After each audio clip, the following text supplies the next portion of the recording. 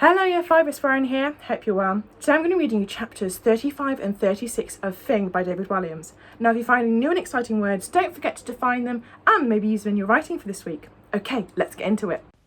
Chapter 35. Behind you. Father flicked on the windscreen wipers to wipe away some bricks, and the car sped off down the road in pursuit of Fing. Debris hit the car as they followed in the creature's wake. A bicycle smashed through the windscreen. "Ah, fresh air," remarked Mother, once again, trying to put a positive spin on things. "Faster, faster, faster!" screamed Myrtle from the back seat. "More, more, more!" "I'm going nearly 20 miles per hour, protested Father. "I said faster!" she yelled. To add emphasis, she whacked him on the side of his head with a slipper. "Ow! More, more, more!" His foot stamped down on the accelerator and the car dramatically sped up to 25 miles per hour. It actually overtook Fing. "Goodness me, where is it?" said Mother, poking her head out of the window. Father checked the rearview mirror. "It's behind us!" Fing bounced down on the roof with such force that the little car fell to pieces completely. Soon the three Meeks were skidding along the roads on their car seats. Father was still holding onto the steering wheel, though now it wasn't attached to anything.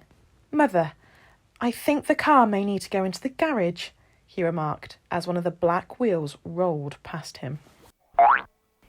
As if all this wasn't humiliating enough for Father, Myrtle struck him on the other side of his head with her slipper. "Stop the car!" she ordered. Mr. Meek put his foot down to press the brake. It wasn't there anymore. Instead, his foot hit the road. "Ah!" Because of the friction, his slipper burnt off and his poor foot began to glow like molten lava. At least it did slow him down, causing Myrtle to crash straight into the back of him. Oof! They then smashed into the back of Mother. Ouch! Soon the Meek family were lying in a crumpled heap on the road. "That wasn't too bad," said Mother. Myrtle, who was at the bottom of the pile, begged to differ. "You are squashing me, you great fat oafs!" Her parents rolled off her, and she looked up to the sky. "Oh no," she muttered, seeing Fing's eyes bulging with glee, a second away from crashing down upon her. Chapter 36. A ginormous boot up the bottom. Mr. and Mrs. Meek grabbed an arm each in a desperate attempt to pull their daughter to safety.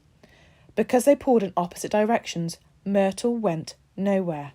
Just as the creature was about to make impact and turn the girl into jelly, Myrtle kicked up her leg and booted Fing as hard as she could. "Take that, you beast!" "Grrr!" it cried. It was impossible to know which end her foot had struck. It might have been a boot in the mouth, or it might have been a boot in the bottom. I wouldn't recommend either. Either way, it worked. Fing flew up into the air, before landing to the earth a few paces away. Rather sorrowfully, it rolled to a stop at the end of the road and let out a pitiful yelp. Yap, yap, yap! A large tear around the size of a football welled up in its eye and trickled down its fur. "Ha, ha!" mocked Myrtle. "It's nothing but a great, big, scaredy cat." I know any cats reading this will accuse me of being cattish for using this phrase. Apologies. Feeling all full of herself now, the girl waddled over to the creature. "I wouldn't go near it if I were you, darling one," cautioned Father.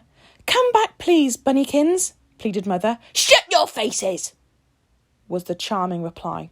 "I'm going to give it another ginormous boot at the bottom, and this time it's really going to hurt." "Urgh!" growled Fing, and its eyes narrowed. This time it was ready. When the girl kicked up her leg, its mouth widened. Let's please assume it was not its bottom this time. It locked onto her ankle. "Ah!" said the girl. "It's got me foot!" Mr. and Mrs. Meek rushed over to extract their daughter from Fing's grasp. "Fing, stop!" shouted Father. "Please, Fing, I implore you!" joined in Mother. However, before they could reach her, Fing began rolling down the road at terrific speed, taking Myrtle with it. "Help!" cried the girl. Every time Fing completed a circle, Myrtle was rolled over. "Wah, wah, wah!" she wailed, as the weight of the ginormous Fing squashed her. Father and Mother chased after them, but the creature rolled faster and faster. The wah, wah, wahs came faster too. Soon Fing was rolling so speedily that the pair became a blur. "I've got a stitch," complained Father. Mother stopped to comfort him. "Poor you." After just a few seconds, Fing and Myrtle were far away. In a few seconds more, they had completely disappeared. "Wah, wah, wah, wah, wah," echoed in the distance until Myrtle could be heard no more. Grrr. "Goodbye, sweetest of sweet cheeks," called out Mother. "Farewell, my angel sent from heaven," called out Father. There followed a sound Mr. and Mrs. Meek hadn't heard for a long, long time, not since the day Myrtle had been born. The sound of silence. The pair smiled. For the first time in years, a sense of peace descended upon them. Mr. Meek reached out for Mrs. Meek's hand. She looked at him lovingly, and he squeezed it tight. Hand in hand, the pair walked back to whatever was left of their house, and of course, to finally take the Monsterpedia back to the library. The fine was now a whopping 20p.